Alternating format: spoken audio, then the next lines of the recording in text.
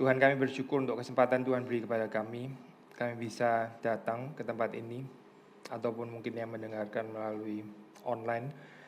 Berdoa supaya Tuhan memakai saat-saat seperti ini, membawa kami lebih lagi mengenal Engkau, mengenal atribut-atribut-Mu, khususnya kasih dan kekudusan yang ada pada Tuhan.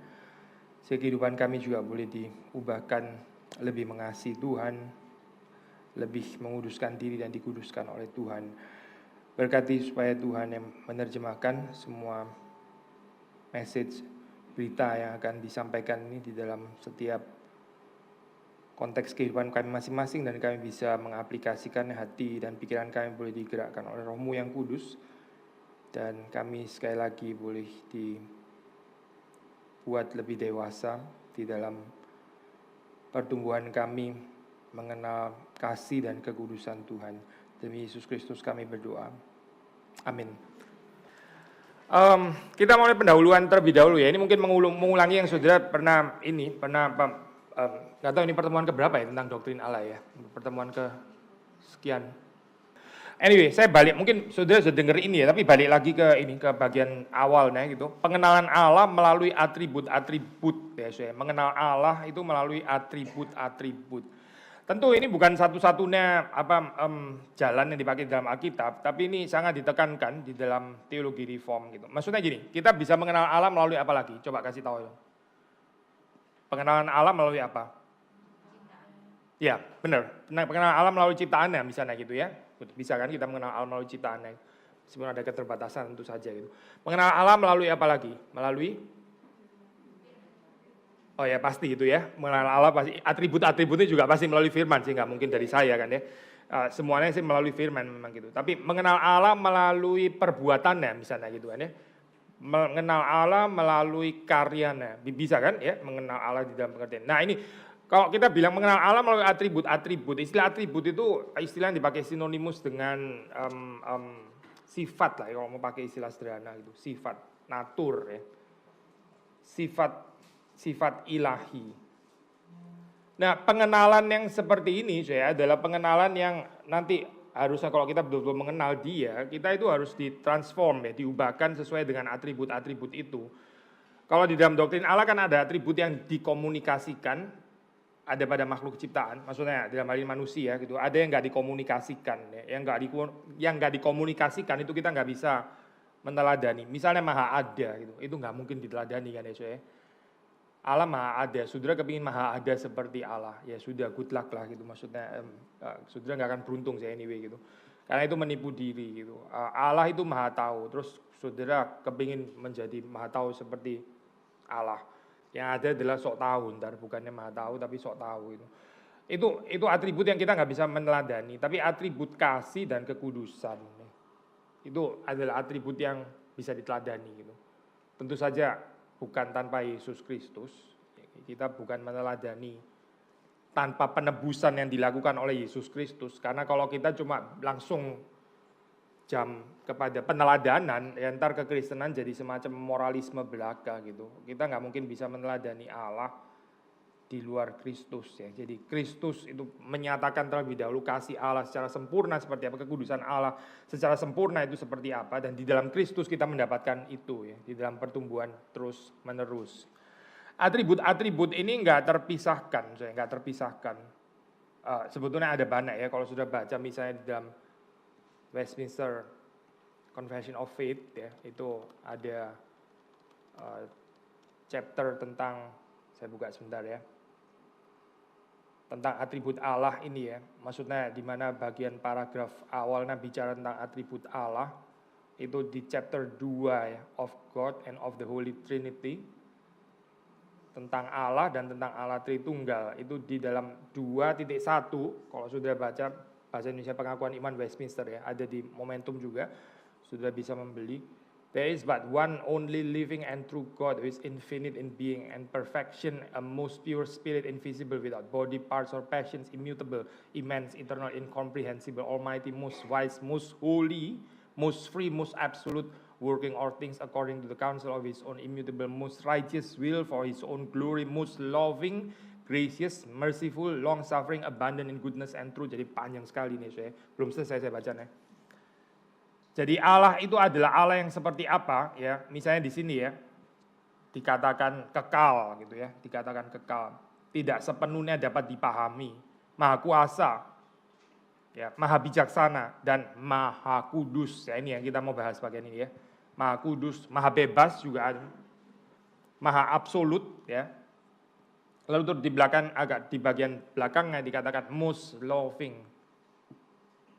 Maha kasih ya, maha kasih.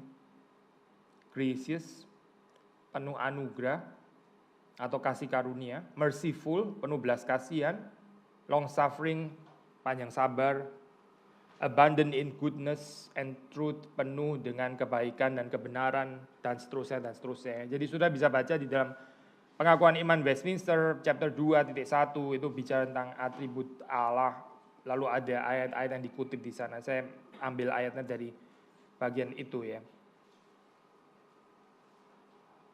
Kalau kita bilang atribut-atribut ini nggak terpisahkan, berarti kita nggak bisa bicara di dalam konteks topik kita hari ini ya. Kita nggak bisa bicara Allah yang kasih tapi nggak ada kekudusannya gitu. Itu nggak mungkin saya. Itu pasti palsu gitu. Sekali lagi ya saya, karena atribut-atribut ini nggak terpisahkan, maka kita nggak bisa membicarakan satu atribut tanpa kehadiran atribut yang lain gitu. Kita nggak bisa terus bicara tentang Allah yang kasih ya. Tapi saudara nggak pernah mendengar tentang kemahakudusan Allah gitu. Kita bisa make sure bahwa itu kasih yang bukan kasih Allah pasti gitu. Itu proyeksi kita sendiri. Kadang-kadang ini ya saya di gereja itu bisa jadi one sided gitu, satu sisi saja. Sebaliknya juga sama, kalau saudara terus mendengar Allah yang maha kudus ya, dia menghakimi, terus murka, memang Allah kan bisa murka ya di dalam Alkitab itu. Tapi saudara hampir nggak pernah dengar tentang pengampunan, Allah yang mencintai, mengasihi, yang memeluk ya, adanya terus yang menghajar dan sebagainya. Itu bukan Allah yang di dalam Alkitab pasti gitu. Itu Allah yang lain. Karena Allah yang di dalam Alkitab, yang digambarkan di dalam Alkitab, itu adalah Allah yang atribut-atributnya itu saudara nggak bisa copot seperti itu gitu, nggak bisa gitu.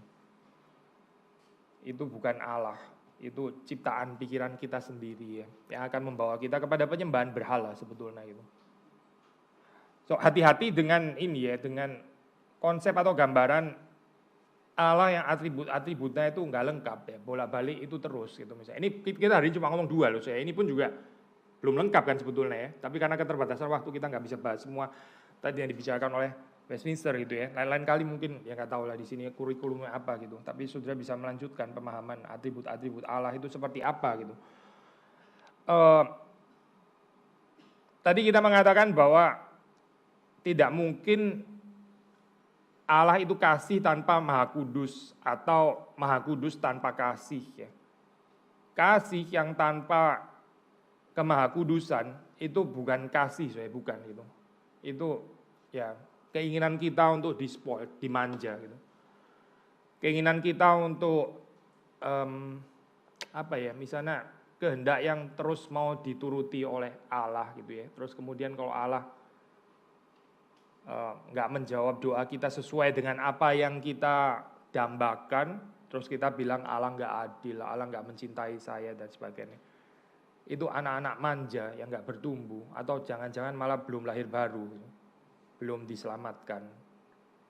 Karena mereka mengembangkan pikiran mereka sendiri tentang Allah yang kelihatannya maha kasih, tapi maha kasih menurut dia sendiri.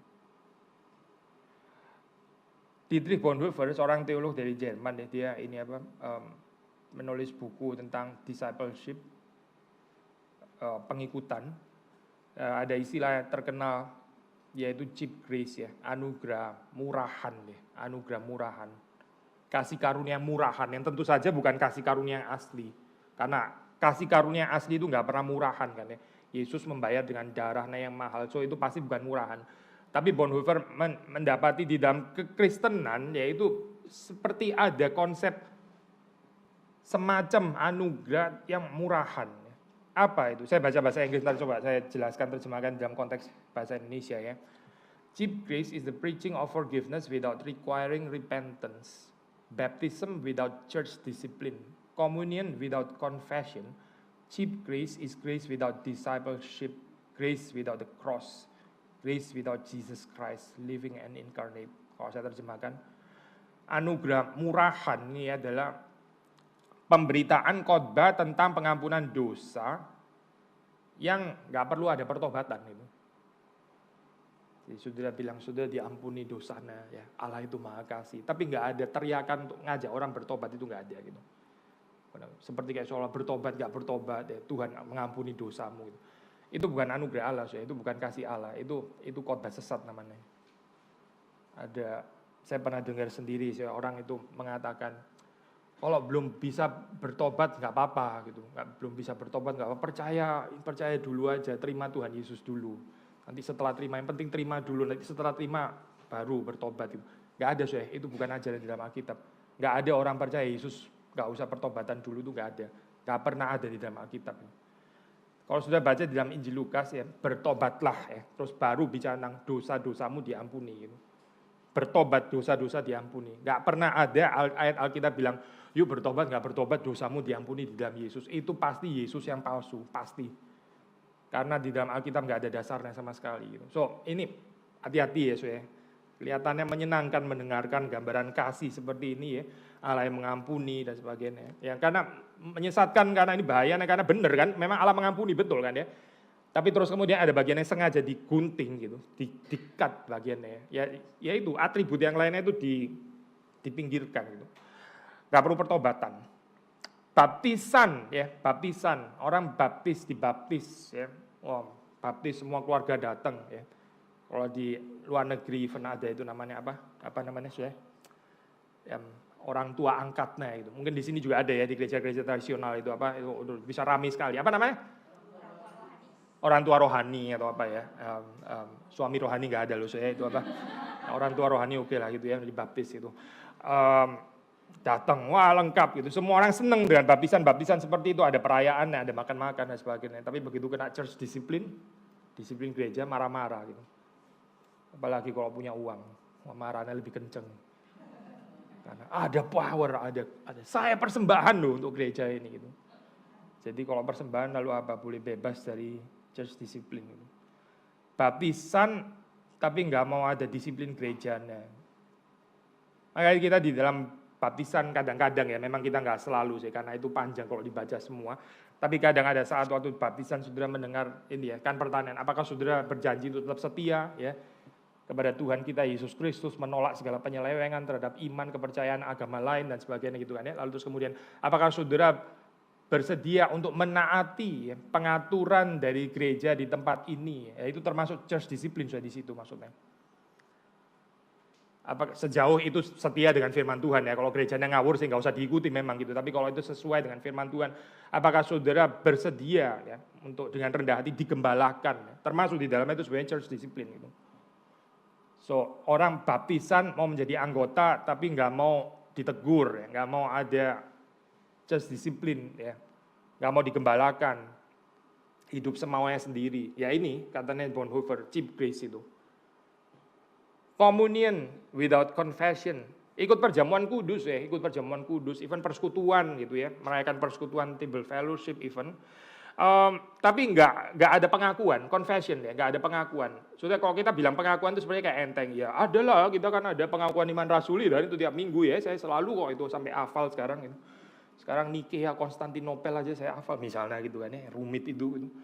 Tapi yang dimaksud Bonhoeffer confession itu bukan cuma reciting di dalam gereja, di liturgi, tapi di luar gereja itu loh.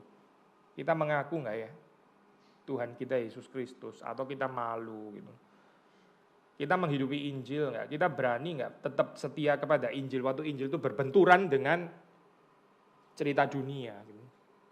Dunia kan punya ideologinya sendiri, Dunia itu melihat orang berdasarkan penampilan misalnya ya. Lalu kalau kita percaya Injil kan harusnya merubah kita kan, Kita harusnya tidak melihat orang berdasarkan penampilan dong. Kita harusnya nggak melihat orang berdasarkan pakaian yang dipakai, dia sandal jepit atau sepatu mahal atau apa gitu. Kan bukan itu ya, Yesus ya. Ya ini loh, ini confession namanya gitu.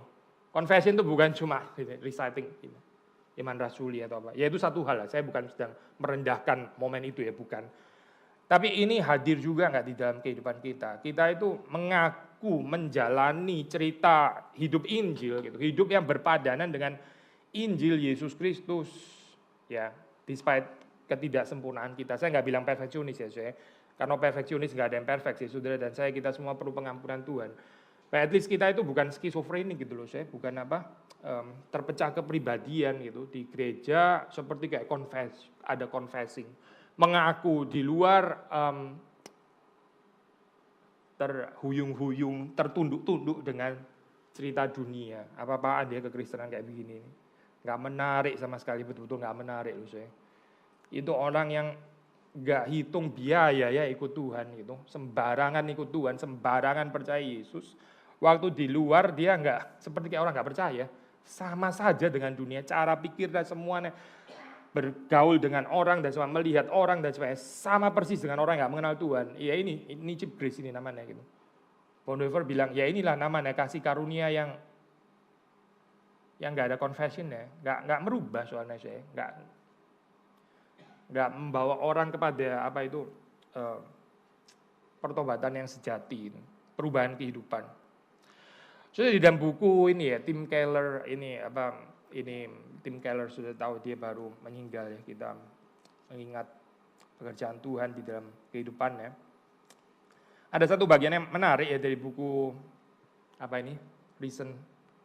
Reason for God ya, chapter 11 itu diberikan judul Religion and the Gospel. Saya nggak tahu ini ada bahasa Indonesia-nya nggak ya buku ini ya, Reason for God. Mungkin sudah diterjemahkan. Kalau sudah diterjemahkan, sudah boleh beli itu buku. Salah satu buku yang menjelaskan Injil dengan sangat baik ya. Nah, itu dia bicara tentang ini ya, radicality of grace ya. Kasih karunia itu radikal. Saya bacakan deh, saya ini bahasa Inggris gitu. Ntar saya coba terjemahkan dalam pengertian yang sederhana. Some years ago, I met with a woman who began coming to a church at Redeemer. She said that she had gone to church growing up and had never before heard a distinction drawn between the gospel and religion. Jadi ada satu perempuan yang datang ke gerejanya dia, terus kemudian selama ini dia nggak pernah mendengarkan gitu ya. Atau dia nggak pernah jelas beda antara agama dan Injil itu apa gitu. Agama yang dari bawah maksudnya ya. Bedanya apa sih sebetulnya itu? She had always heard that God accepts us only if we are good enough ya. Dia yang sering kali dia dengar adalah bahwa Tuhan itu hanya menerima dia kalau dia itu ya cukup baik gitu ya. Cukup baik. Mencintai Tuhan ya, berdoa, datang ke PA wanita gitu. Pergi ke gereja yang benar gitu. Itu Tuhan menerima dia gitu ya. She said that the new message was scary. Lalu dia bilang, tapi sekarang berita yang baru yang dia dengar, maksudnya the real gospel ya, Injil yang sesungguhnya, ini menakutkan. Terus Tim Keller tanya, kenapa itu menakutkan? Lalu dia reply seperti ini, ini kutipan yang bagus sekali ya. If I was saved by my good works, then there will be a limit to what God could ask of me or put me through. I would be like a taxpayer with rights. I would have done my duty and now I will deserve a certain quality of life. But if I am a sinner saved by grace, then there is nothing God cannot ask of me. Kalau saya ini diselamatkan karena kebaikan saya, karena perbuatan-perbuatan baik saya, ya, maka itu selalu ada batasan, ada limitasinya ya. Apa yang Tuhan itu bisa minta dari saya gitu. Karena kan saya sudah setor anyway, nangkep Pak saya? Ya dong, sudah bayar kok gitu. Mana bisa dia minta semuanya gitu kan? Saya bayar loh, bukan nggak bayar loh. Ini kan seperti kayak seorang yang bayar pajak ya. Jadi dia ada certain hak-hak gitu ya. Ada punya hak kan sudah bayar, jadi ada haknya. Jadi dia sudah menunaikan kewajibannya, sudah membayar iurannya. Nah, sekarang dia deserve dong, dia boleh dong, berhak untuk mendapatkan ya kehidupan yang berkualitas yang dari Tuhan. Banyak orang pikir kayak begini loh, saya ini nggak berdosa, gimana? Saya ini nggak bercerai, saya ini nggak berzina, saya ini nggak main judi, saya hidup baik-baik saja. Kok hidup saya begini ya, gitu, begini-begini saja gitu. Itu dibalik perkataan ini ya, itu pemikiran itu highly transaksional gitu. Transaksional karena apa sih? Ya karena dia berasa dia sudah store kebaikan kan kepada Tuhan. Dia ada right gitu. Tuhan, saya sudah store kebaikan. Jadi sekarang apa dong? Ayo dong, pelihara hidup saya. Gimana sih kayak gini nih? Masa gaji gini terus? Gak bisa begini loh. Kalau begini apa gunanya saya berdoa ya? Apa gunanya saya berpuasa? Apa gunanya saya datang ke PA wanita kayak begini? Masa kualitas hidup dari dulu gini-gini? Ya memang gak ngomong sekurang ajar ini kali ya. Saudara, apalagi di depan umum kayaknya ya harus agak jaga image gitu. Tapi dalam hati sih mungkin itu yang keluar sebetulnya gitu. Ya ini religion yang transaksional. Saya deserve a certain quality of life. Tetapi ya, the radicality of grace ya, kasih karunia yang radikal itu ya, mengajarkan bahwa kalau saya adalah seorang pendosa yang diselamatkan semata-mata oleh kasih karunia, semata-mata oleh anugerah, berarti ya apa? Berarti nggak ada yang Tuhan itu nggak bisa minta dari saudara gitu, karena saudara nggak ada andil sama sekali loh.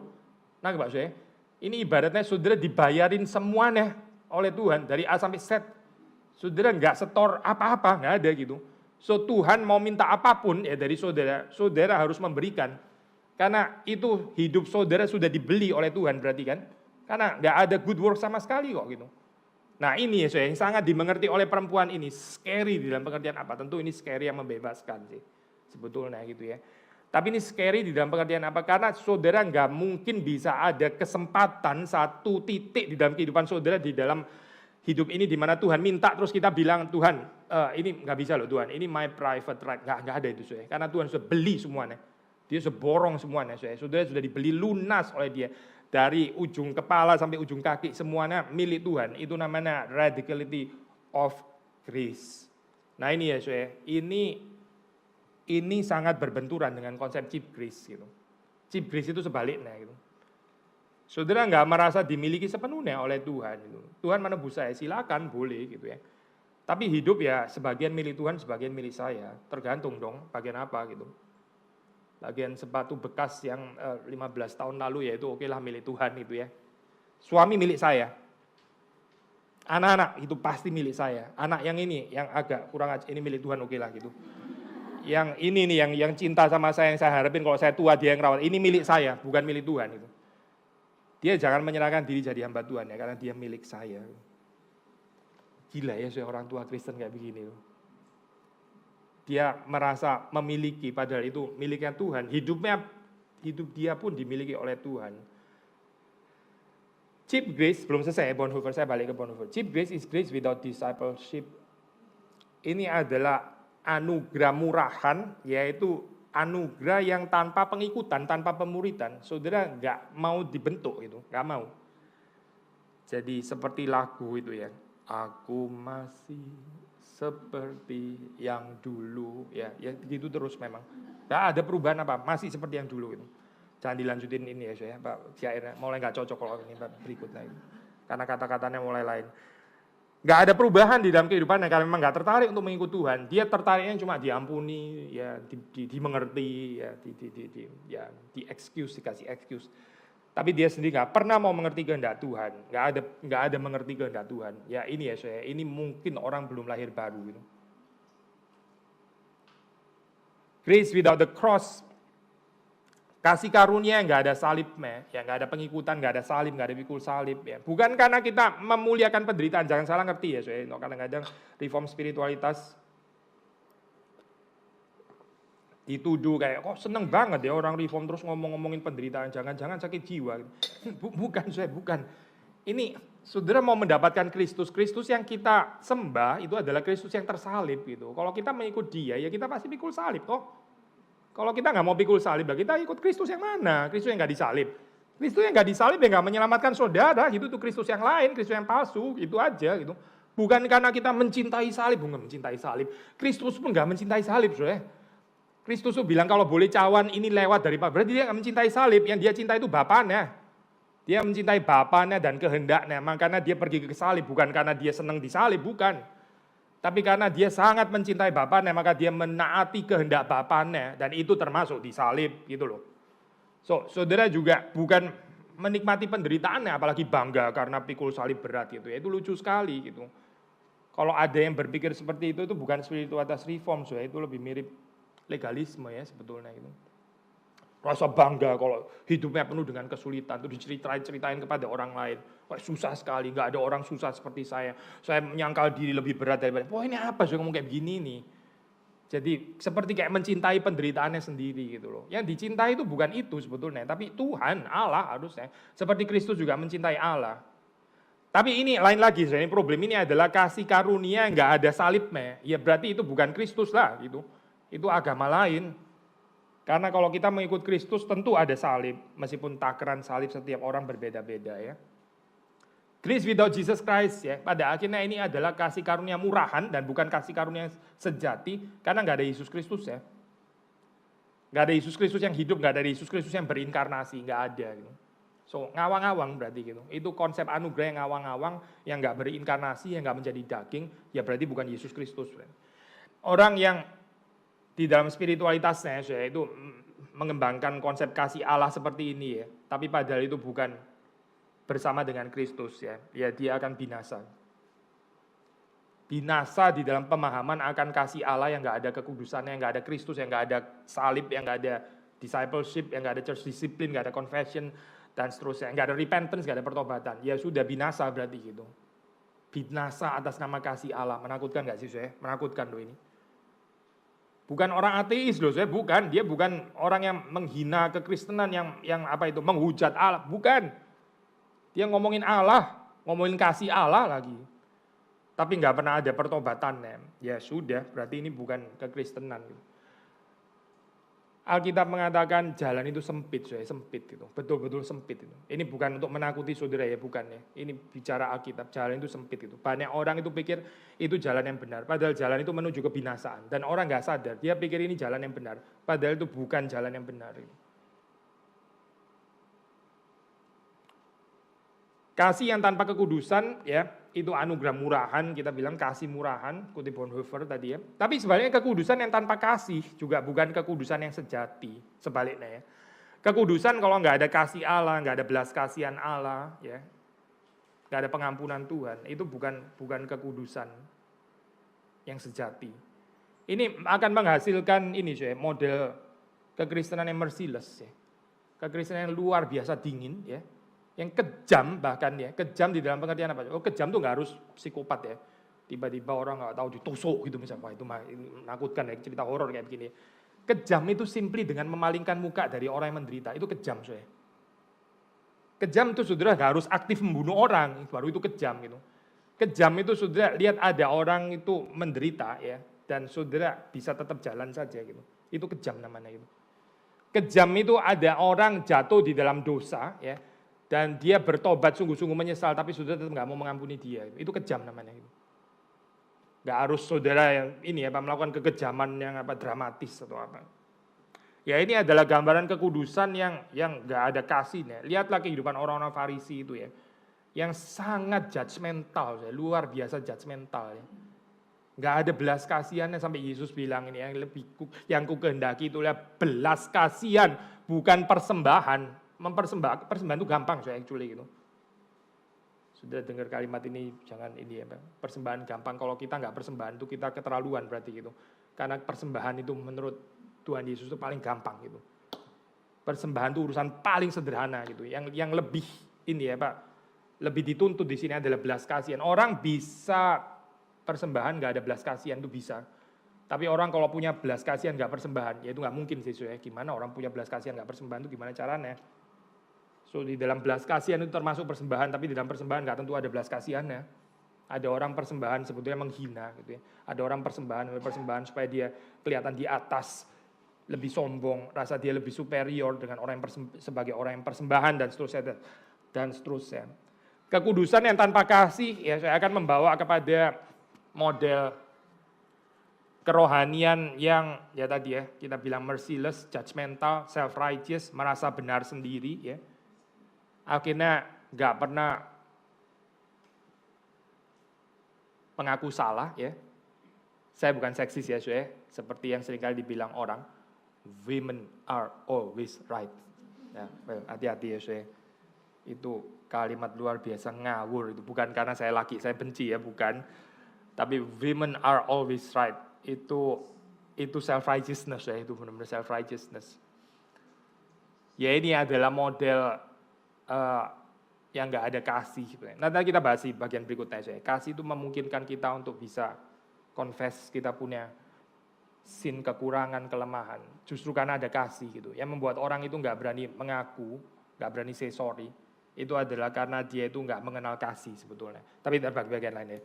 Satu lagi ya, kekudusan yang tanpa kasih ya, mercilessness, self-righteousness, judgmental ya. Nggak ada belas kasihan tadi, tapi juga hipokrisi. Hipokrisi karena apa sih? Ini ya pura-pura kudus, padahal sih sebenarnya nggak kudus-kudus banget sih gitu. Kalau dalam bahasa Jerman ada istilah namanya Scheinheiligen, ya, itu nggak ada terjemahannya kan. Scheinheiligen, shine itu tampaknya gitu, apparently, seemingly holy, kayaknya kudus gitu, padahal ya itu bukan kudus gitu. Hati-hati ya saya jadi orang Kristen yang kelihatannya kudus gitu. Kelihatannya kudus, wah kayak ini apa persembahan tadi ya, tugas di liturgi atau apa gitu, atau event penginjilan, persekutuan doa. Gitu. Ya, ini bukan mendiscourage saudara persekutuan doa, penginjilan, persembahan, bukan saya bukan kesana arahnya gitu. Tapi melakukan itu ternyata terus kemudian di rumah itu ya nggak ada belas kasihan gitu. Di rumah dia itu mau menang sendiri, nggak pernah mau bisa ngalah gitu ya. Dia melayani, saya melayani orang kayak begini melayani. Hipokrisi, kemunafikan. Banyak orang tersandung. Ya. Banyak anak-anak muda itu tersandung karena ini, saya. Termasuk mungkin anak-anak kita. Tuh, Pak Tong suatu saat pernah ditanya saya, ini apa? Bagaimana ya kita sebagai orang tua kita mendidik anak padahal kita tahu kita sendiri juga punya kelemahan. Ini berat loh saya pertanyaan ini kan ya. Gimana saya? Saudara kan kita orang tua, kita punya anak, kita mendidik anak, tapi kita sendiri punya kelemahan. Gimana dong? Lihatlah pada Yesus, jangan lihat saya. Lah masalahnya saudara yang di rumah terus bareng dia, saudara bilang lihatlah Yesus, lu keluar aja lah, saudara nggak usah tinggal di rumah ini gitu. Ya nggak bisa saudara itu kayak gitu. Lihatlah pada Yesus itu kadang-kadang jadi excuse gitu ya. Lihatlah pada Yesus, saudara yang tempelengi gitu ya, sambil tempelengi sambil lihatlah pada Yesus, jangan lihat saya yang ngamuk-ngamuk kayak gitu. Ya nggak bisa lah saudara itu. Gimana ini kayak gini? Gimana gitu. Kemungkinan yang lain adalah ya ini jaga image, kelihatan Scheinheilige tadi ya. Wah ini melayani pendeta ini ya, jangan kurang ajar loh. Bukan cuma apa-apa ini pendeta gitu misalnya, ya, pakai baju hitam kurang ini collar yang putih di atas, tambah jas perfect sudah gitu. Ya nggak menolong lah kayak begini gitu, jaga image sok rohani gitu, main otoritas rohani ya. Akhirnya bikin anak itu jadi pahit gitu. Papa mama saya sih melayani, tapi di rumah ya gitulah. Di rumah jadi setan, dia bukan pelayan. Dia nggak pernah melayani saya. Di gereja dia melayani, di rumah dia menelantarkan saya. Gimana saya kayak gini nih? Maka apa dong jawabannya ya? Kutip pendeta Stephen Tong ya. Satu kata aja saya, jujur. Kita nggak bisa kok saya tampil tanpa kelemahan itu nggak mungkin. Apalagi dengan orang yang serumah dengan kita. Gimana caranya? Kalau saudara sopan sama gak ada becak ya di sini ya, sama apa gitu, tukang parkir gitu ya, apa orang yang kasir di supermarket, saudara bisa gitu, ketemu cuma 2 minggu, 3 minggu sekali atau apa gitu misalnya. Ya oke, saudara kelihatan rapi gitu ya, kelihatan wah ini orang lemah lembut, bisa, itu bisa diatur gitu. Tapi kalau dengan orang di rumah, ya gak bisa lah saya, gimana cara ngaturnya gitu. Itu saudara akan kelihatan apa adanya lah pasti gitu. So gimana kita bisa tampil perfect di depan orang-orang yang ada di sekitar kita yang paling dekat dengan kita, ya nggak mungkin, memang kita nggak perfect. So kata kuncinya apa? Ya jangan hipokrit tapi ya jujur gitu, jujur.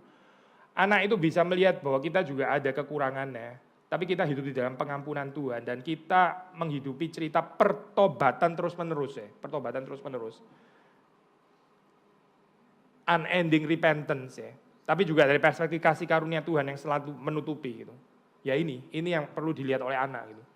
Papa saya bukan perfect, mama saya bukan perfect, tapi dia serius di dalam kekudusan dan dia percaya pengampunan Tuhan. Ya sudah itu gitu. Itu namanya jujur. Gitu. Bukan kekudusan yang nggak ada kasih Tuhannya, tapi juga bukan kasih yang tanpa pertobatan. Bagian kedua saya. Sekarang kita mau bicara tentang kasih Allah ya. Kasih Allah. Kita baca 1 Yohanes 4 ayat 8 dan ayat 16. 1 Yohanes 4 ayat 8 ayat 16. Barang siapa tidak mengasihi, ia tidak mengenal Allah, sebab Allah adalah kasih. Ayat 16. Kita telah mengenal dan telah percaya akan kasih Allah kepada kita. Allah adalah kasih. Barang siapa tetap berada di dalam kasih, ia tetap berada di dalam Allah, dan Allah di dalam dia. Bisa nggak saya orang bilang dia ada di dalam Allah, tapi nggak bertumbuh di dalam kasih? Bisa nggak orang dia bilang, saya di dalam Allah, saya di dalam Yesus, di dalam Kristus, tapi dia nggak di dalam kasih? Bisa nggak itu? Nggak bisa kok menurut ayat ini kan ya. Nggak bisa. So, saudara melihat di sini ya, pengenalan akan atribut Allah itu mengubah kita untuk masuk ke dalamnya gitu. Itu namanya pengenalan gitu.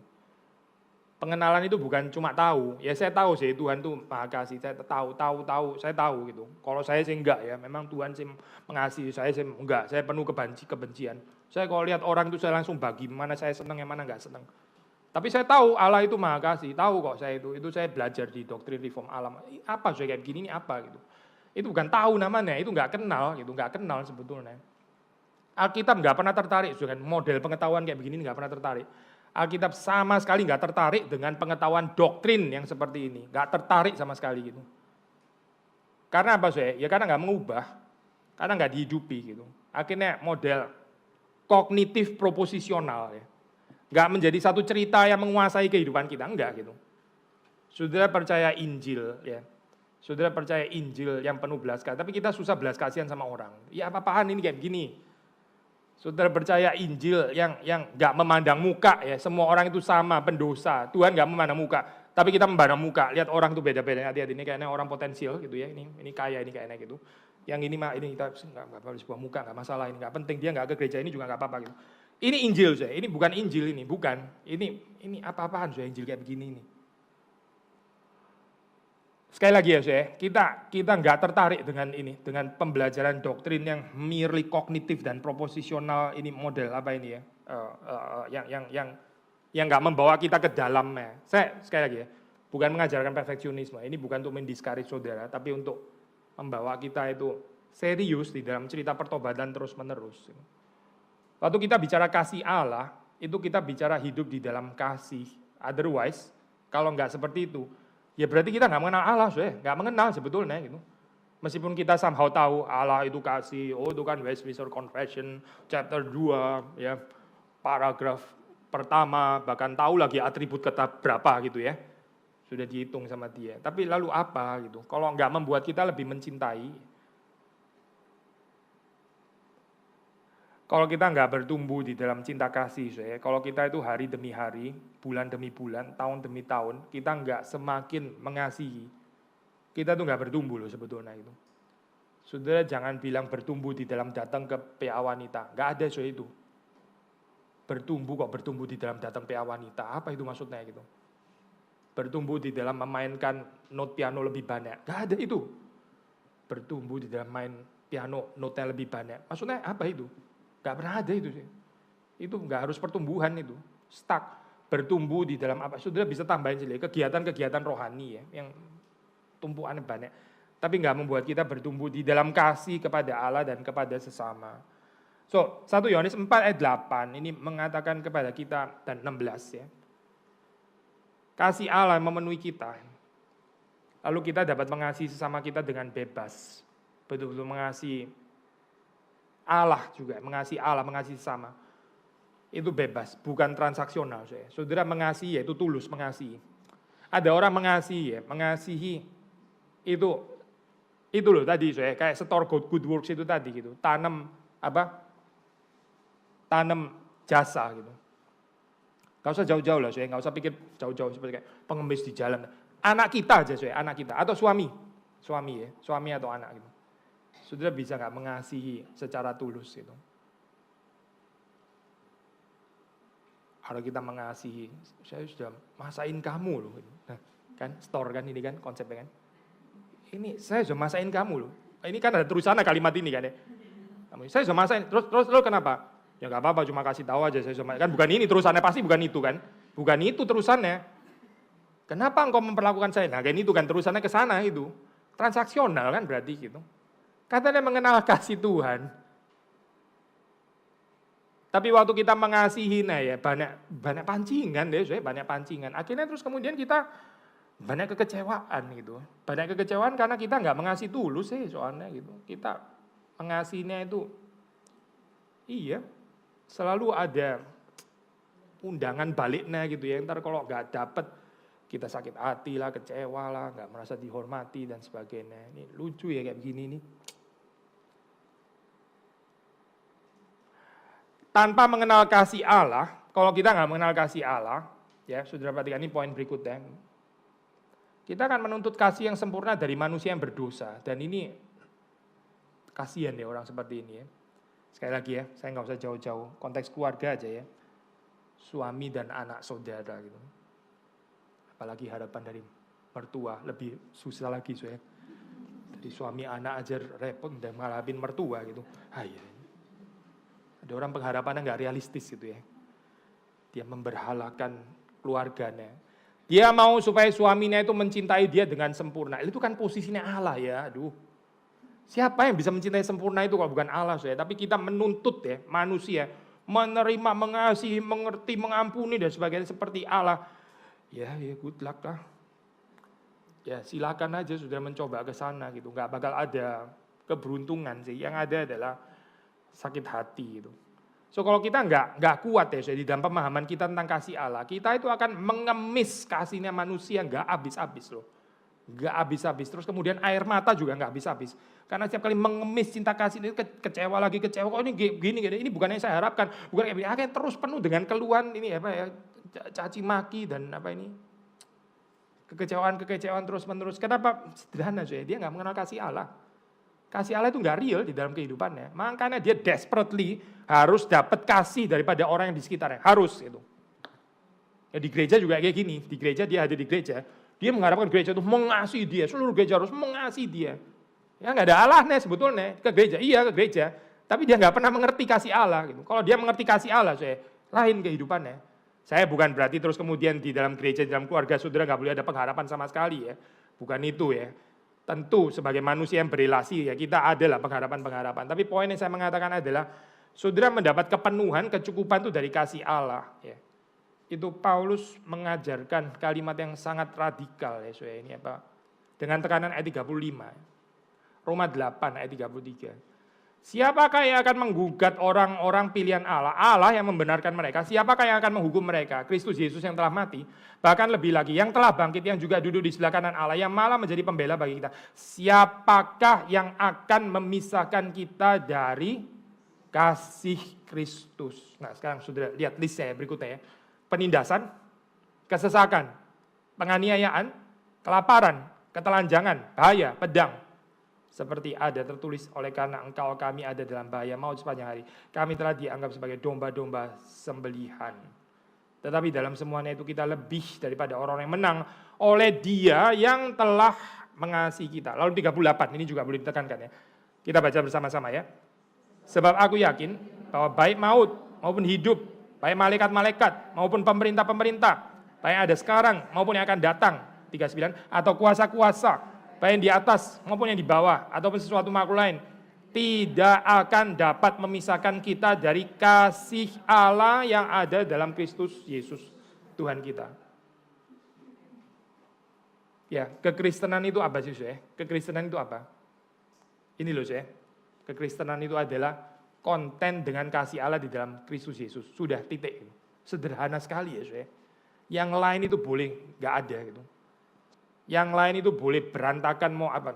Satu saja ya, yaitu apa? Kasih Allah di dalam Yesus Kristus.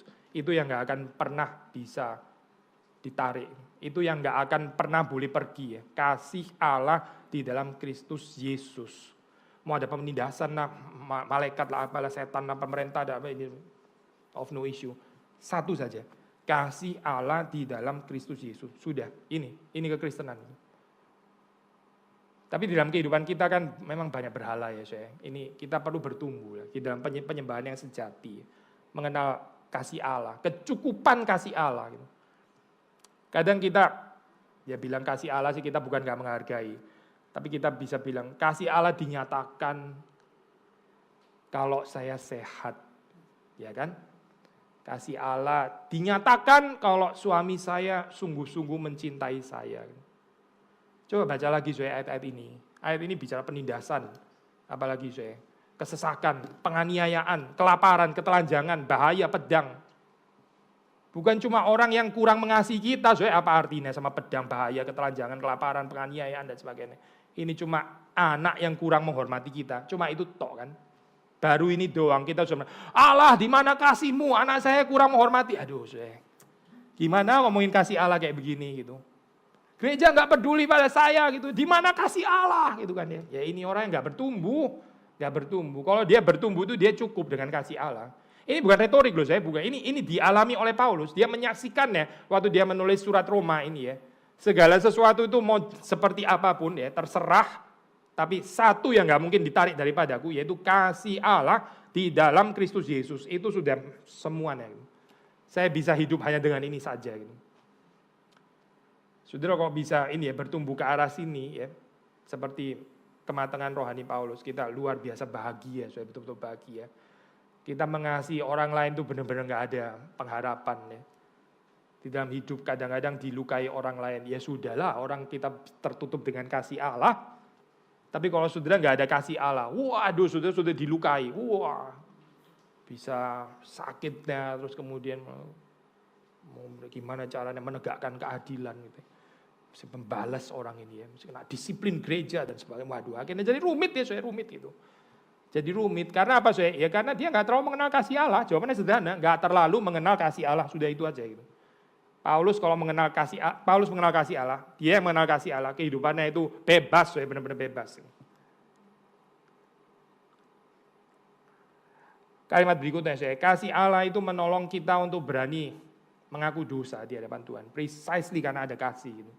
Tadi saya bilang, women are always right. Ya. Kalau saudara menjalani, ini kedengaran lucu, memang lucu kan ya, saya, men to left. Kalau women always right.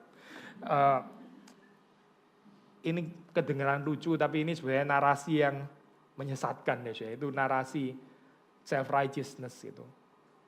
Saudara sudah salah gimana pun salah, akhirnya suami yang harus bertanggung jawab.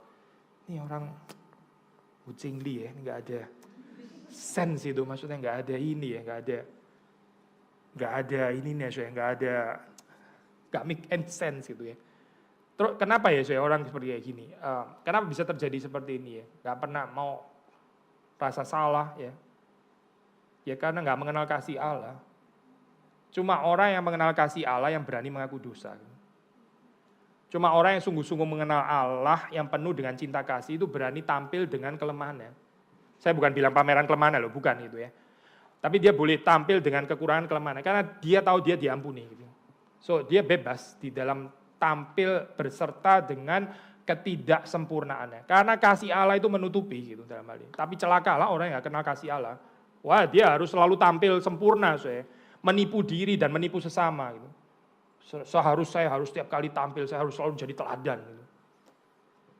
Gak mengenal kasih Allah soalnya gitu. Nah, dia harus selalu mendapatkan gambaran daripada orang lain bahwa dia itu sempurna sebisa mungkin ya. Karena dia memerlukan pujian dan penerimaan dari sana. Sekali lagi ya saya, orang yang sungguh-sungguh mengenal kasih Allah, dia berani tampil berserta dengan kelemahan dan kekurangannya, mengaku dosa. Coba sudah baca Mazmur 51 ya. Mazmur 51 yang terkenal itu, dimulai dengan kalimat, Mazmur 51 dimulai dengan kalimat, kasihanilah aku ya Allah, menurut kasih setiamu. Menurut kasih setiamu. Hapuskanlah pelanggaranku. Menurut rahmatmu yang besar. Daud itu mengenal Allah yang penuh dengan kasih setia. Daud itu mengenal Allah Sebagai Allah yang memiliki rahmat yang besar, makanya dia bisa mengaku dosa. Saudara. Tapi kalau saudara nggak percaya, saudara nggak betul-betul menghidupi Allah itu penuh dengan kasih setia dan rahmatnya besar, kita akan enggan dosa, mengaku dosa. Say sorry ke sesama, itu enggak banget gitu. Say sorry ke Tuhan juga enggak juga. Karena apa? Ya karena ya dipenuhi ada Allah Kudus, saya mesti kasih setoran gitu. Saya mesti doa berapa jam, saya mesti bawa berapa jiwa, baru Tuhan itu mengasihi saya. Ini bukan Allah yang di dalam Alkitab saya, ini Allah yang lain sebetulnya gitu. Hati-hati ya saya, ini berjalan di dalam jalan yang sempit ya. Saudara ke kanan itu kesesatan, ke kiri juga kesesatan. Kasih Allah menolong kita untuk nggak menjadi orang yang selalu merasa benar, yang nggak pernah bisa mengalah. Ya. Itu orang yang nggak mengerti kasih Allah. Saya. Kalau orang mengerti kasih Allah, dia bisa mengalah. Kenapa? Ya karena mengalah bukan the end of dia punya kehidupan kan. Dia di dalam kasih Allah tetap dikasih gitu. Tapi di dalam dunia yang penuh dengan kompetisi yang urusannya cuma kalah menang kalah menang gitu ya. Ya siapa yang mau kalah? Lebih baik kalah atau menang? Ya menang lah pasti gitu. Siapa yang mau kalah ya? Saya nggak mau ya kalah, saya harus menang gitu ya. Akhirnya harus menang terus kan ya. Ya makanya nggak mau mengalah gitu. Tapi orang yang mengenal kasih Allah, kalah itu nggak ada masalah, saudara. Saya kadang-kadang ini saya pernah bukan di sini ya, by the way, bukan di sini, saudara main ini saya main sport ya. Ada orang itu yang main sport itu serius gitu ya, nggak bisa kalah itu orang gitu ya. Pokoknya dia kalau kalah gitu dia seperti kayak waduh selalu pertaruhan mukanya semuanya hancur. Mungkin malam itu dia susah tidur dan sebagainya.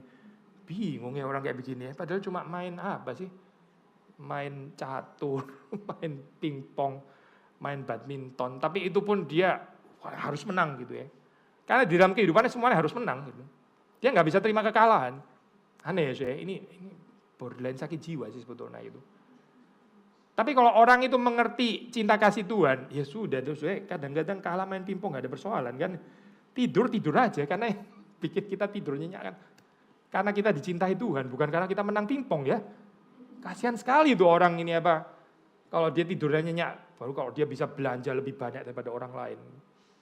Saya belanja lebih banyak daripada orang lain. Saya tidur lebih nyenyak. Kasihan banget orang kayak begini ya.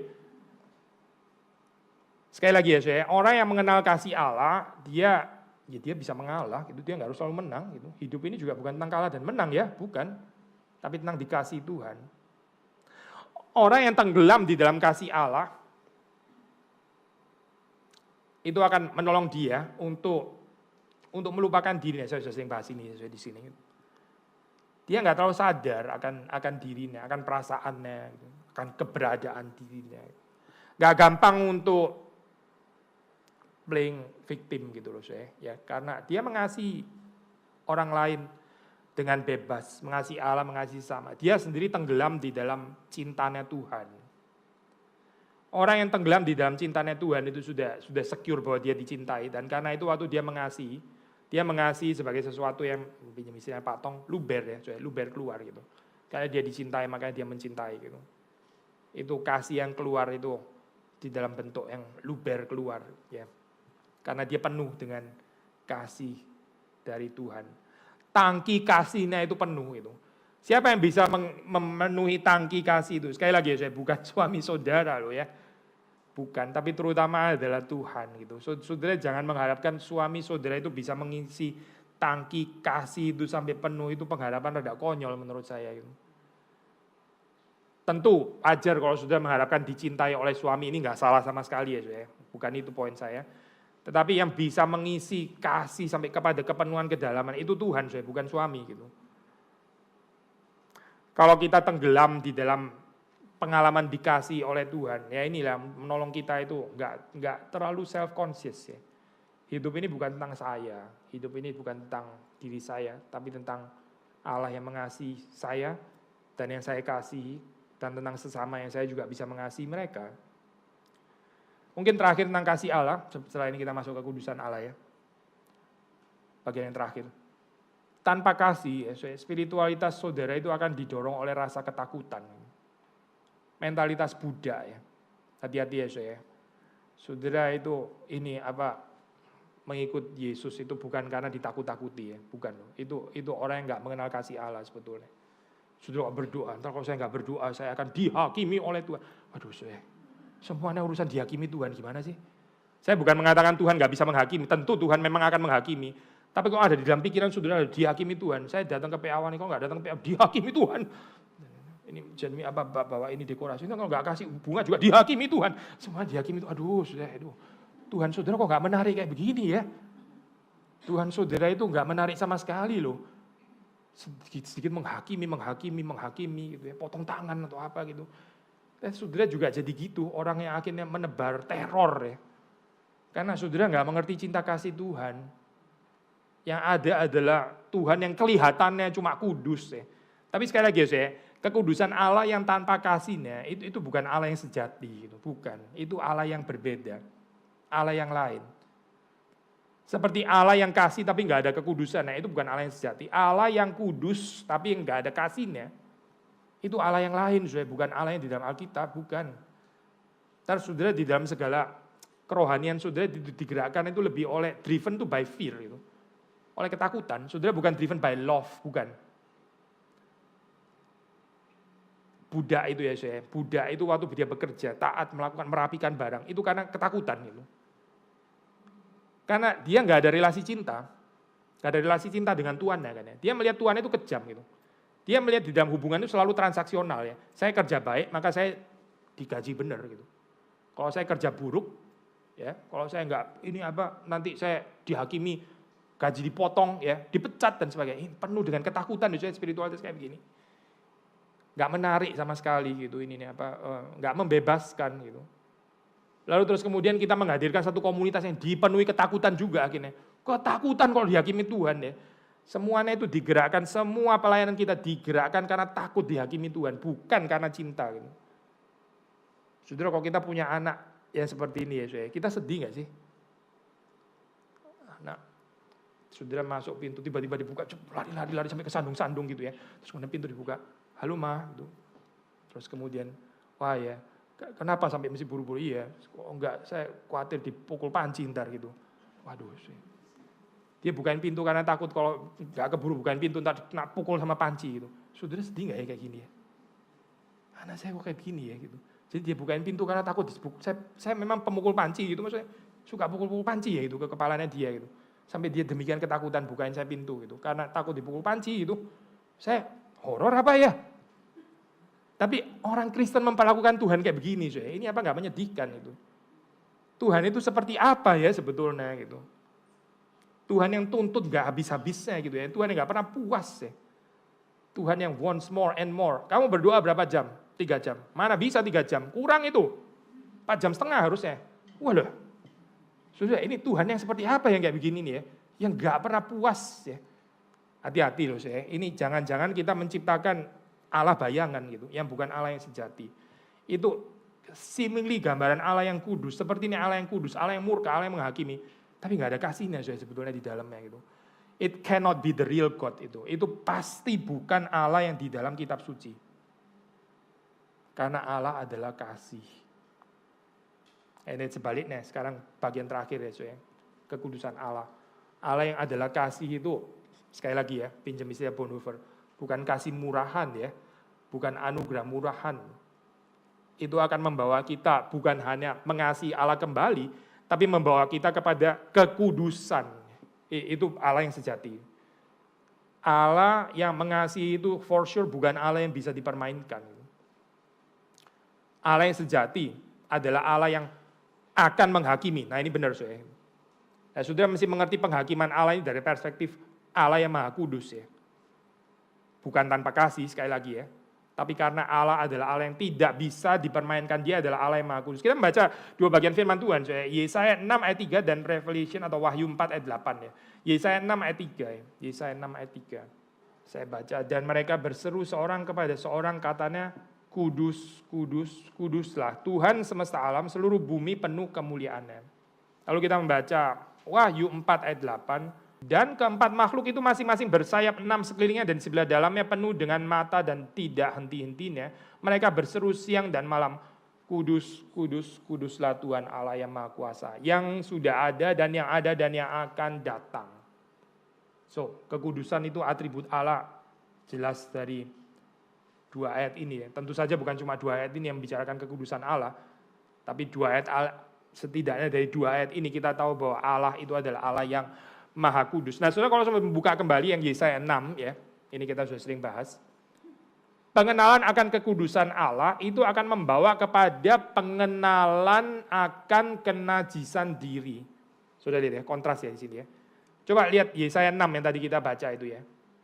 Itu kan, by the way saudara, ini kita biasa kalau di gereja kan menyanyi ya, kudus, kudus, kudus gitu kan ya. Itu kan lagu huli ya, sebenarnya terjemahannya kudus, kudus, kudus ya, bukan suci, suci, suci ya, itu terjemahan lama gitu. Yang lebih baik adalah kudus sebetulnya gitu. Karena suci itu istilahnya lain sebetulnya di dalam bahasa Ibrani gitu. So kan kita menyanyi ya, kudus, kudus, kudus ya, holy, holy. Tapi kalau sudah baca holy, holy, holy, kalau sudah baca dalam Yesaya 6, itu yang menyanyi itu sebetulnya malaikat ya. Manusia itu enggak layak sudah menyanyikan ini loh. Ini yang menyanyi itu malaikat. Lalu manusia itu apa sih? Manusia di sini ya diwakili oleh Yesaya ayat 4. Dia setelah mendengar itu ya, dia mengatakan celaka, aku ini binasa, sebab aku ini seorang yang najis bibir. Aku tinggal di tengah-tengah bangsa yang najis bibir, namun mataku telah melihat Sang Raja. Saudara, orang yang sungguh-sungguh mengenal kekudusan Allah, itu bukan, lalu terus kemudian gak ada pemahaman kasih Allah ya. Sudah mengerti ya poinnya, saya mungkin mesti tulis ya. Orang sungguh-sungguh mengenal kekudusan Allah ya. Ini kan kekudusan atau kemahakudusan Allah ya. Orang yang sungguh-sungguh mengenal ini ya, itu ditandai bukan dengan tidak adanya kasih Allah. Ini salah saudara, bukan itu. Tapi yang ada itu adalah ditandai dengan tidak adanya kekudusan diri. Tangkap saudara ini poin ini bedanya. Orang, saudara mukanya seperti kayak nggak terlalu meyakinkan ya, seperti kayak kelihatan oke lah sebenarnya Pak, saya mesti jelaskan lebih sederhana itu. Sekali lagi ya saya, apa kita pelan-pelan aja ya. Anak-anak, orang yang sungguh-sungguh mengenal kekudusan Allah ya, itu bukan tidak ada kasih Allah, jadi dia harus ada, tetap ada kasih Allah ya. Yang nggak boleh nggak ada ya di dalam pengenalan akan kekudusan Allah itu adalah kekudusan diri, bukan kasih Allah yang nggak ada. Nah, maksudnya, kekudusan itu bukan tanpa kasih Allah. Maksudnya, kekudusan Allah bukan tanpa kasih Allah. Kekudusan Allah itu tanpa kekudusan diri, bukan tanpa kasih Allah. Nah, maksudnya. Tapi orang seringkali waktu bicara kekudusan Allah, yang nggak ada itu kasihnya gitu. Loh, apa urusannya ya? Kenapa kasih mesti nggak ada di sini gitu? Nah, Pak. Bicara kekudusan Allah tapi nggak ada kasih. Loh kok bisa begini? Nggak pernah ada ini ajaran kayak begini dalam Alkitab. Akhirnya jadi mentalitas Buddha itu tadi, driven by fear ya. Karena saya lagi ngomongin kekudusan Allah, penghakiman Allah, murka Allah. Nggak boleh dong ada kasih Allah. Loh dari mana teori ini? Yang nggak boleh ada itu kekudusan diri, bukan kasih Allah yang nggak boleh ada. Kalau sudah membicarakan kekudusan Allah, tapi tetap bicara kekudusan diri. Ya ini berarti nggak bicara kekudusan Allah. Karena kekudusan Allah itu nggak bisa dibicarakan bersama dengan kekudusan diri. Nggak bisa Kekudusan Allah itu dibicarakan bersama dengan apa? Kenajisan diri ini. So, keberdosaan benar, kenajisan diri ya. Kalau kita sungguh-sungguh mengerti kekudusan Allah, saudara mengerti bahwa saudara itu luar biasa najis. Nah, disinilah masuk yang namanya kasih Allah, ya kan? Nah ini, makanya nggak bisa tanpa kasih Allah gitu. Kekudusan bukan tanpa kasih Allah. Kekudusan yang betul adalah tanpa kekudusan diri, alias bersama dengan kenajisan diri. Coba baca Alkitab saya, ini jelas sekali loh. Tapi saudara lihat di dalam kekristenan di dalam gereja, ya. Orang khotbah tentang kekudusan Allah, nggak ada kasihnya di mana ini kasih Allahnya ya? Akhirnya jadi gambaran Allah yang menakutkan gitu. Tapi terus kemudian disertai juga dengan gambaran komunitas yang self-righteous gitu. Loh ini kekudusan apa ya ini kayak gini? Kekaru-karuan loh ini teologi gitu. Bicara kekudusan Allah tapi sendiri juga merasa righteous juga. Mana kekudusannya? Kekudusan Allah di mana? Gak cocok dengan Yesaya. Yesaya nggak pernah merespons dengan, oh puji Tuhan, engkau adalah Allah yang kudus. Bersama dengan engkau aku juga kudus gitu. Mana Mana? Tunjukin saya. Mana? Gak ada itu. So kalau saudara betul-betul mengerti ya kekudusan Allah, the more kita mengerti the holiness of God, the more kita ini merasa jijik dengan diri sendiri. Gitu. Ini respons yang benar. Dan ini nggak bisa dibuat-buat, betul-betul nggak bisa dibuat-buat. Ini bukan menghipnose diri, ya, saya ini jijik, najis. Bukan. Ini bukan berbicara dengan diri sendiri kayak orang gila kayak begini. Bukan. Ini betul-betul satu encounter yang real dengan kekudusan Allah itu membawa saudara kepada perasaan yang luar biasa kotor, betul-betul kotor. Gitu. Maka orang di dalam kehidupannya yang nggak merasa najis, nggak merasa kotor, saudara tahu deh kenapa kan ya? Jangan lihat orang lain ya, lihat kita sendiri aja. Gitu. Kalau saudara dan saya, ya kita nggak merasa terlalu kotor, persoalan di mana? Kita nggak terlalu mengenal kekudusan Allah berarti gitu. Sedih ya, orang yang di dalam kehidupannya itu merasa superior, ya kerohaniannya lebih baik daripada orang. Ini orang nggak mengenal kekudusan Allah berarti gitu. Karena orang kalau sungguh-sungguh mengenal kekudusan Allah, responsnya itu bukan itu. Gitu. Soalnya saya khawatir kalau gereja makin lama makin merasa benar. Ya. Itu gereja yang makin gak mengenal kekudusan Allah. Pasti makin gak mengenal kekudusan Allah. Saudara. Kalau di dalam ibadah, saudara datang ke gereja, lalu saudara pulang dengan perasaan benar, ini masalah. Benar sendiri maksud saya, perasaan dibenarkan sih gak salah gitu. Itu loh saya seperti ceritanya Tuhan Yesus ada orang datang ya, merasa diri benar, setelah itu dia pulang. Gitu.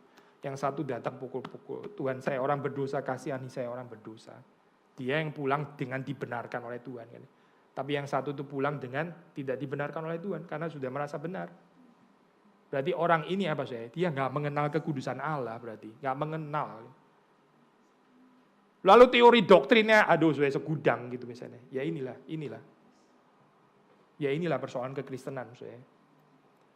Katanya mengenal doktrin apa, saya itu kognitif proposisional model gak jelas kayak gini. Di dalam Alkitab, saya waktu bicara doktrin ya, nggak ada impact itu nggak pernah, saya nggak ada. Setan pun ketakutan gitu, setan pun deh, setan loh saya. Tapi sekarang kita bisa menciptakan semacam doktrin yang nggak ada transformasinya. Ini di dalam setan pun itu nggak terjadi, sudah. Heran ya, bisa ada spiritualitas yang lebih kacau daripada spiritualitas setan. Ini menakutkan luar biasa loh.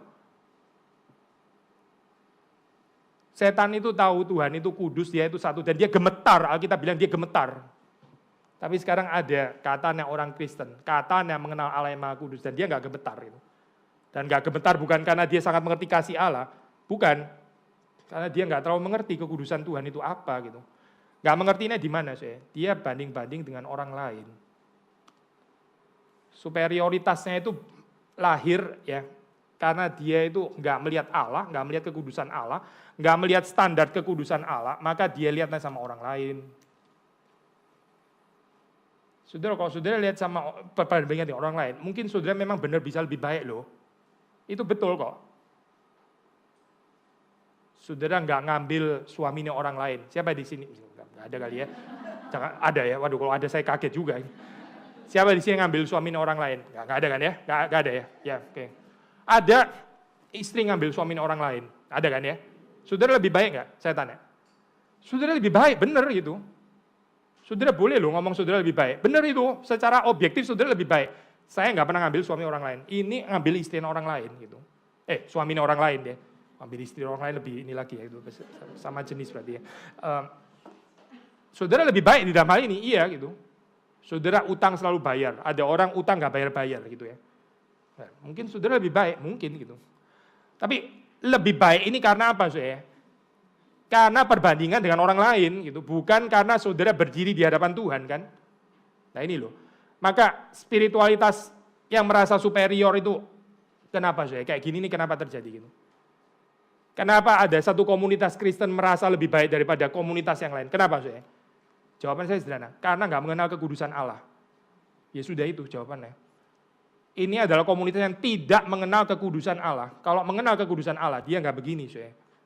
Urusannya itu bukan dengan perbandingan dengan yang lain, urusan itu perbandingan dengan Tuhan. Dan saudara selalu gagal kok perbandingan dengan Tuhan. Selalu. Ini namanya pertobatan terus-menerus.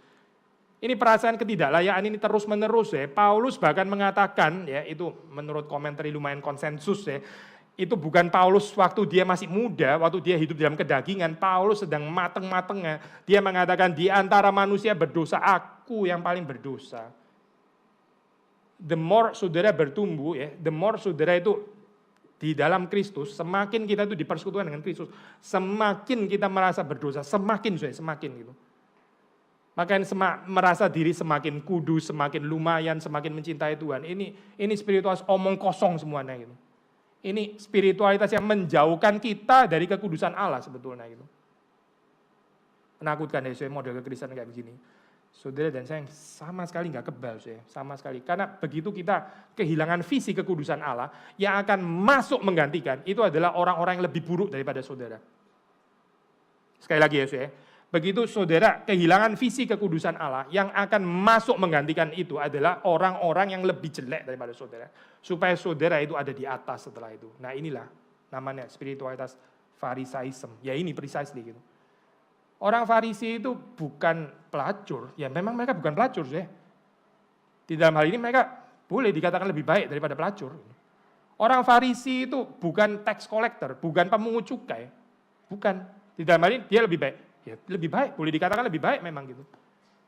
Tapi persoalannya di mana gitu? Persoalannya bukan karena mereka salah, mereka bilang lebih baik. Persoalannya adalah karena mereka nggak pernah melihat diri mereka itu di dalam perspektif kekudusan Allah.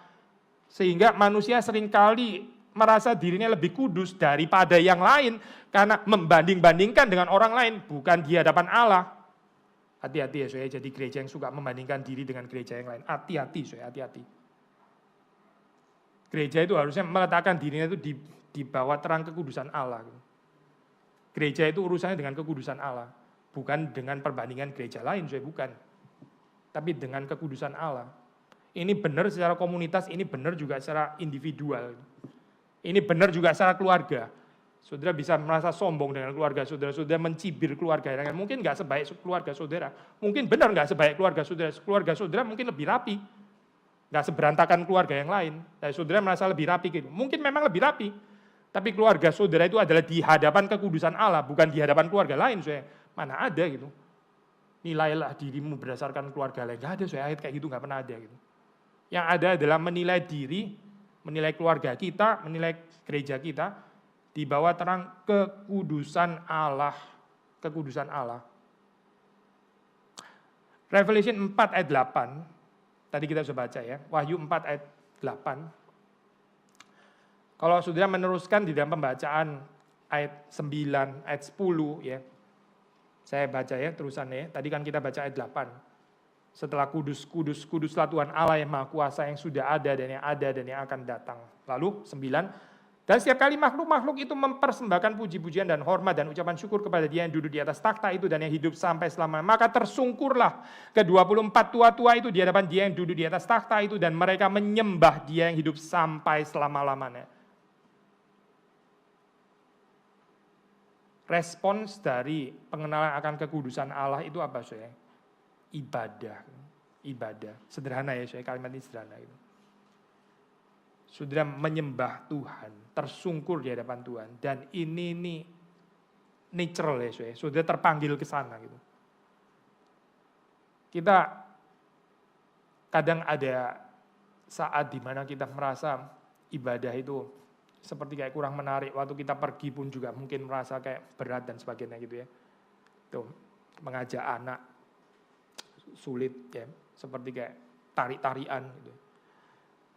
Kenapa saya? Jangan dijawab karena kurang rajin ya saya. Kalau dijawab kurang rajin, kurang tekun, saya khawatir ntar kita masuk kepada model ini loh, moralisme loh, bukan yang betul-betul diajarkan Alkitab, tapi sekedar moralisme. Lalu datang sebelum waktunya, ya boleh saja gitu ya, tapi mungkin cuma moralisme gitu. Tapi kenapa saya? Orang itu enggak seperti pemazmur, enggak seperti Daud ya. Aku mendahului mereka.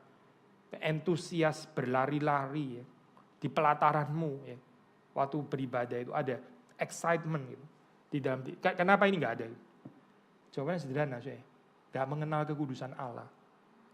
Orang yang mengenal kekudusan Allah, yang tahu Allah itu sungguh-sungguh kudus, dia akan beribadah as simple as that. Waktu ibadah saudara melempem, waktu ibadah saudara itu enggak ada excitement ya. Waktu ibadah saudara terasa berat, kering dan sebagainya. Itu yang hilang adalah visi kekudusan Allah sebetulnya. Karena orang kalau begitu dia melihat kekudusan Allah, dia akan tertarik untuk beribadah kepada Tuhan. Dia akan meninggalkan berhala-berhala di dalam kehidupannya. Karena dia melihat Allah yang Maha Kudus. Kudus itu berarti satu-satunya. Nggak ada yang lain seperti dia. Ini berbeda daripada semua yang lain. Betul-betul berbeda. Cuma Allah yang seperti ini. Itu namanya kudus. Nggak bisa memuaskan seperti barang-barang di dunia ini. Bahkan barang-barang di dunia ini nggak bisa memuaskan seperti Allah memuaskan kita. Even orang-orang yang paling dekat dengan kita nggak bisa memuaskan kita seperti Allah memuaskan kita. Dia itu kudus di dalam pengertian dia berbeda dari semua yang lain. Nah ini ya saudara, membawa saudara kepada sikap beribadah, ibadah yang hidup maksudnya, bukan ibadah moralitas ya, bukan tata krama Kristen, bukan adat istiadat Kristen, bukan, tapi pengenalan akan kekudusan Allah. Poin terakhir saya dari 2 Timotius 2 ayat 21. 2 Timotius 2 ayat 21.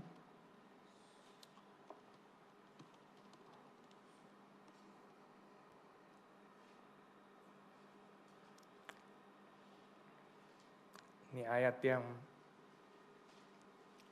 ini ya, saya percaya menginspire beberapa waktu lalu dibahas oleh pendeta Stephen Tong di masterclass, disinggung maksudnya kaitan kekudusan di sini ya. Kita membahas ini mengakhiri perenungan hari ini. Kita baca bersama-sama ya, ayat 21. Jika seseorang menyucikan dirinya dari hal-hal yang jahat, ia akan menjadi perabot rumah untuk maksud yang mulia. Ia dikuduskan, dipandang layak untuk dipakai Tuannya, dan disediakan untuk setiap pekerjaan yang mulia. Enggak tema ini ya. Tema apa? BCN atau NRITC ya ini? Oh, dua-dua ya, dua-dua ya. Ayat 21 ini ya. Jika seorang menyucikan dirinya dari hal-hal yang jahat, ia akan menjadi perabot rumah untuk maksud yang mulia. Ia dikuduskan, dipandang layak untuk dipakai Tuannya dan disediakan untuk setiap pekerjaan yang mulia. Saudara jangan baca ayat ini di dalam pengertian yang salah, di dalam arti ini ya. Oh jadi Tuhan pakai kita itu basisnya itu fondasinya adalah kekudusan saya. Bukan ya, bukan itu maksudnya. Maksudnya nggak mungkin banget ya, Paulus itu mengerti seperti itu kan ya. Masa Paulus nggak mengerti teologi anugerah yang benar lah gitu. Masa orang itu dipakai bukan karena anugerah Tuhan, tapi karena kekudusan dirinya. Ya pasti bukan itu. Jangan ditafsir ke sana gitu. Itu tafsiran yang salah gitu. Tapi ini di dalam pengertian apa sih? Di dalam pengertian tanggung jawab kita ya. Dari sisi Tuhan, ya. Kalau kita melihat dari perspektif Tuhan, saudara boleh dipakai itu semata-mata karena kasih karunia, anugerah, belas kasihan Allah. Tapi seperti Bonhoeffer bilang ya, belas kasihan ini bukan chip ya. Ini dibayar dengan harga yang mahal. Responsnya itu saya definitely bukan chip gitu, bukan chip. Tadi ya, saudara masih ingat ya, tadi yang Tim Keller ada wanita ini. Itu radical grace maksudnya. Karena kita dibeli sepenuhnya oleh Tuhan dengan harga yang begitu mahal, maka saudara dalam milik Tuhan. Berarti apa saya? Saudara dan saya seharusnya menyucikan diri, menguduskan diri. Ini namanya radical grace. Radical grace ditanggapi dengan radical response ya. Baru betul-betul kita mengerti apa namanya radical grace. Kalau ini kita bilang radical grace, tapi responsnya ya gitu-gitu aja ya, optional. Ya datang ya boleh, mau dipakai Tuhan boleh, ya sebagian ya boleh. Ini bukan berarti saudara nggak mengerti radical grace berarti gitu. Saudara kalau membaca di dalam perumpamaan itu ya, mutiara itu. Orang yang menemukan mutiara yang berharga, itu dia jual semuanya. Dia mau dapat mutiara itu. Itu everything saya buat dia. Cerita kerajaan Allah itu everything. Jadi ini ayat saya jangan ditafsir sebagai basis saudara dipakai Tuhan karena saudara cukup suci gitu misalnya. Ini kan kacau ya kalau teologi seperti ini. Tapi di dalam pengertian respons orang yang sungguh-sungguh mengerti anugerah yang mahal, kasih karunia yang mahal, dia akan menyucikan dirinya. Dia akan dikuduskan ya, dan orang yang dikuduskan dia dipandang layak untuk dipakai Tuhan. Jadi perhatikan ya saya, kekudusan itu bukan berhenti pada dirinya sendiri, tapi dikuduskan untuk apa saya? Untuk bisa dipakai oleh Tuhan. Ya, ada goalnya gitu yang lebih tinggi. Saudara bukan kudus demi status kekudusan, ya kesempurnaan kekudusan itu sendiri, bukan. Tetapi supaya saudara boleh dipakai oleh Tuhan. Sampai contoh sederhana aja loh, saya ini mungkin contoh kurang sempurna ya.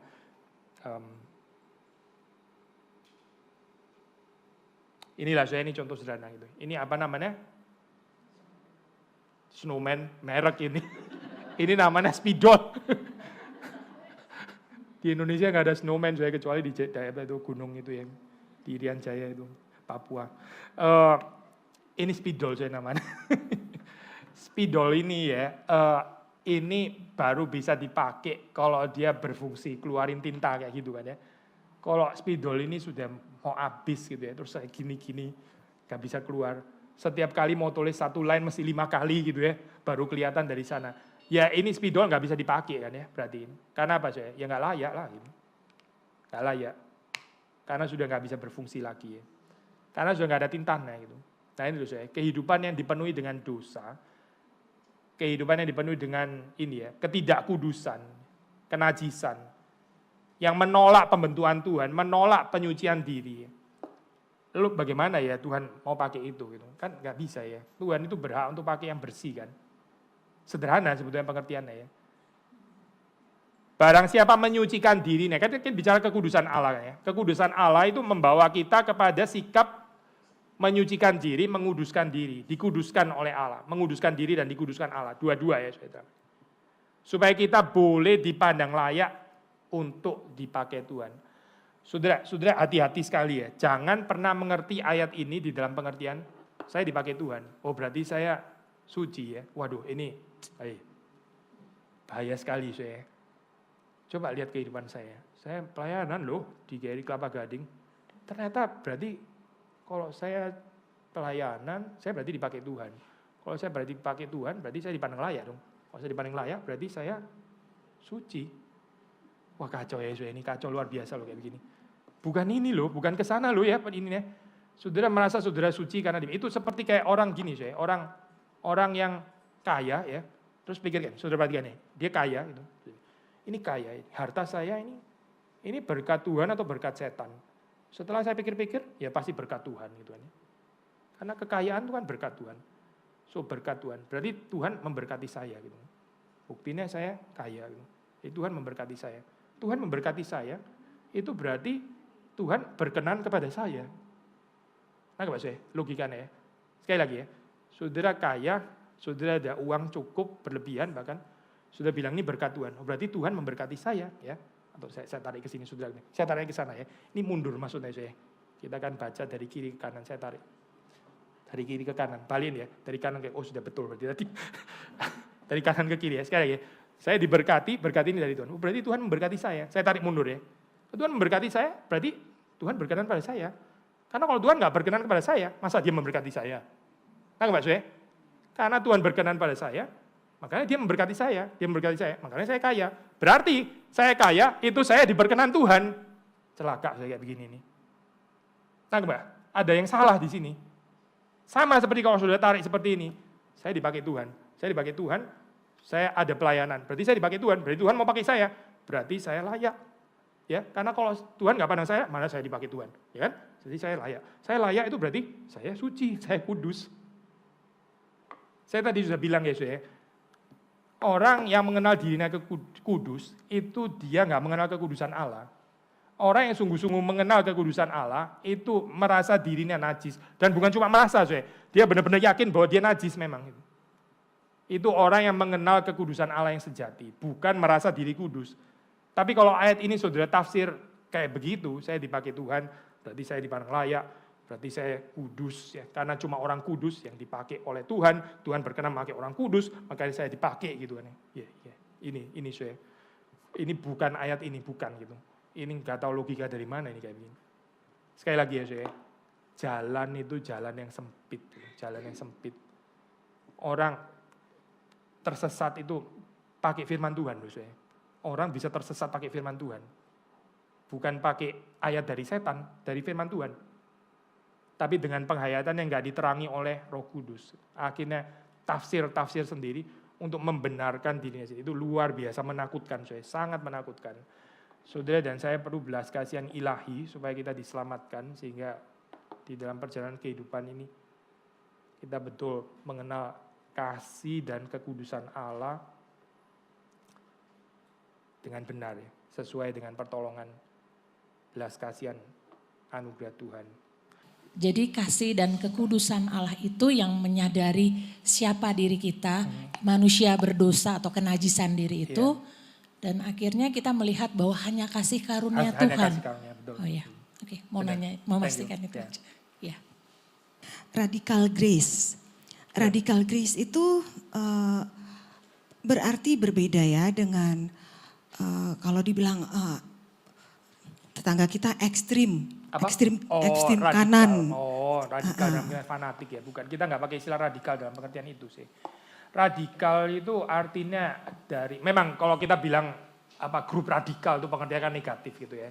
Kita nggak pakai istilah radikal di dalam pengertian itu. Kita pakai radikal dalam pengertian ini loh, radix itu kan akar maksudnya, akar. Jadi itu dari hati sedalam-dalamnya gitu. Lawan katanya radikal di dalam pengertian yang positif ini adalah superficial gitu. Superficial itu cuma permukaan. Jadi saya nggak merasa darah Yesus itu gimana-gimana gitu. Saya nggak merasa kasih Tuhan itu gimana-gimana, ya cuma gitu aja. Karena kasih Tuhan ya dangkal, saya menanggapi dangkal gitu. Itu lawan kata radikal maksudnya. Tapi kalau kita mengerti Yesus mengasihi kita sampai dia mati di atas kayu salib dan darahnya itu mahal, ini radikal dalam pengertian ini ya. Dia mengasihi kita itu dari lubuk hatinya yang terdalam, itu lubuk hati Allah yang terdalam, menyerahkan anaknya. Dan kita akan menanggapi kasih yang radikal ini juga dengan penyerahan diri yang radikal. Maksudnya semuanya, totalitas gitu ya. Bukan seperempat, bukan sebagian, bukan saya melayani Tuhan sampai bagian yang saya nggak tersinggung, misalnya gitu ya. Itu bukan radikal grace gitu. Radikal grace itu kita menyerahkan semuanya gitu. Mati-matian, habis-habisan, semuanya. Karena Tuhan membeli semuanya. Itu pengertian totalitas gitu mungkin ya, istilah yang lebih sederhana gitu ya. Ya.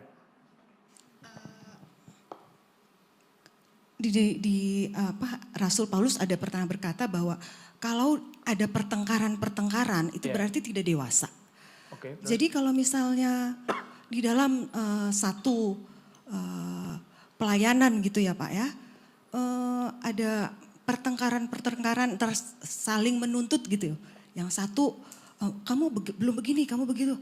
Akhirnya yang satu yang merasa dituntut merasa nggak nyaman, akhirnya terjadi pertengkaran. Nah itu gimana Pak? Apakah kalau udah ada kasih Kristus tidak akan ada pertengkaran? Ini banyak pertanyaan baik saya. Ini gini ya saya, mungkin menghindarkan diri sama sekali dari nggak ada pertengkaran, nggak ada yang menyakiti lagi, ya itu di sorga gitu ya. Maksudnya nggak realistis juga kali ya mengharapkan ini selama kita masih di dalam dunia.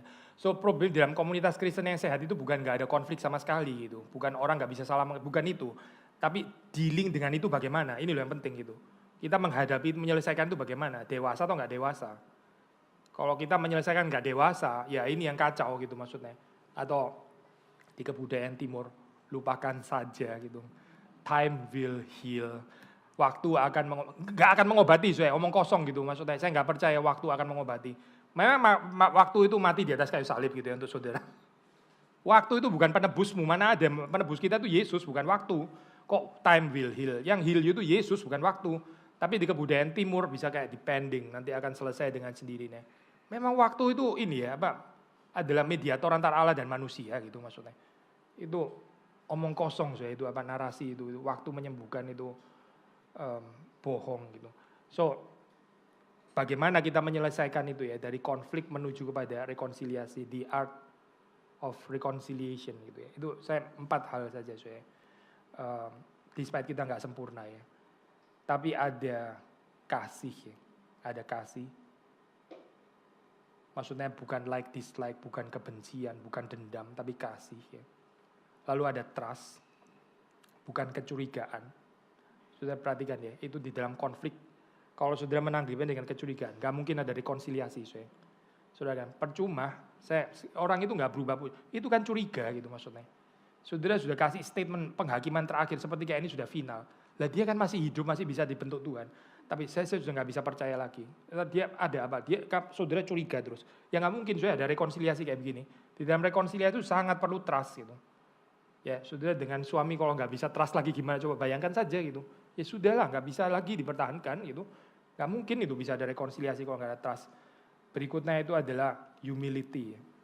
Humility itu kerendahan hati, yaitu termasuk bisa mendengarkan. nggak selalu mau menang sendiri ya. Nggak selalu mau menang sendiri. Humility, kerendahan hati ya. Untuk dibentuk oleh Tuhan gitu. Bukan kecongkaan, bukan pride. Kalau tadi trust lawan katanya kecurigaan, humility lawan katanya ya kecongkaan, self-righteousness dan sebagainya. Mungkin satu lagi ya, honesty, jujur ya, jujur gitu.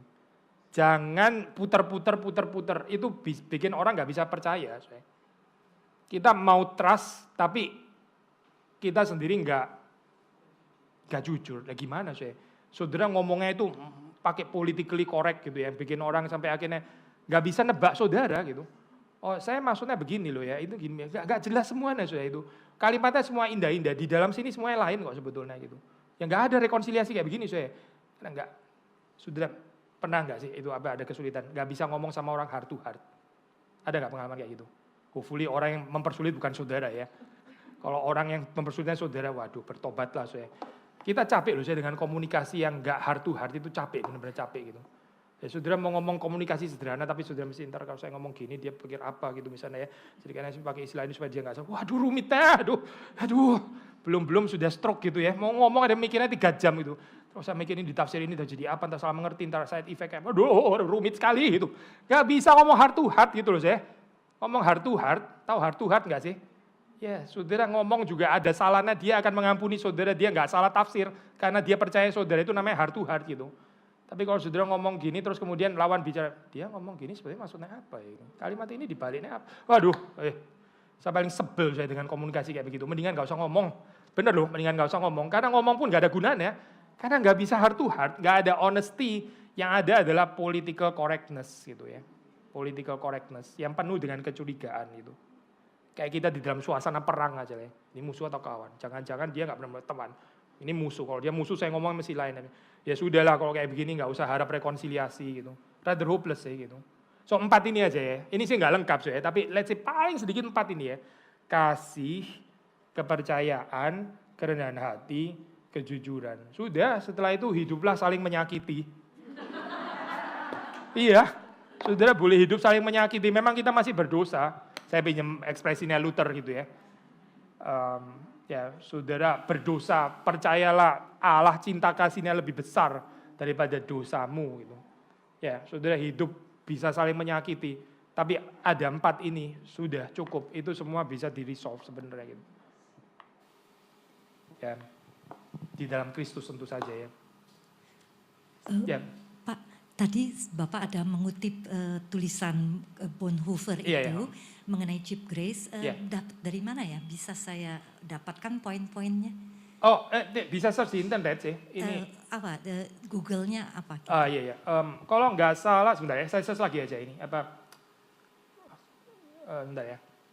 Bisa ketemu cheap grace. Ini ketemu di. Oh, di artikel Wikipedia bahasa Inggris ada the cost of discipleship. Nah, di situ ada kutipannya muncul. The cost of discipleship, the cost, harga pemuritan ya, the cost of discipleship.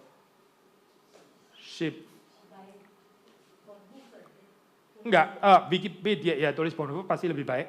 Tapi masukin Wikipedia artikel the cost of discipleship aja sudah. Itu muncul Bonhoeffer kutipannya di sana.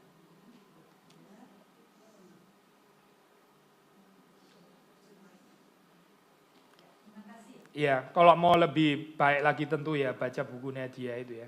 Cost of Discipleship itu bukunya dia. Tapi ya lebih tebal gitu apa? Pengikutan judul bahasa Jermannya. Oke, saya serahkan kembali pada yang memimpin.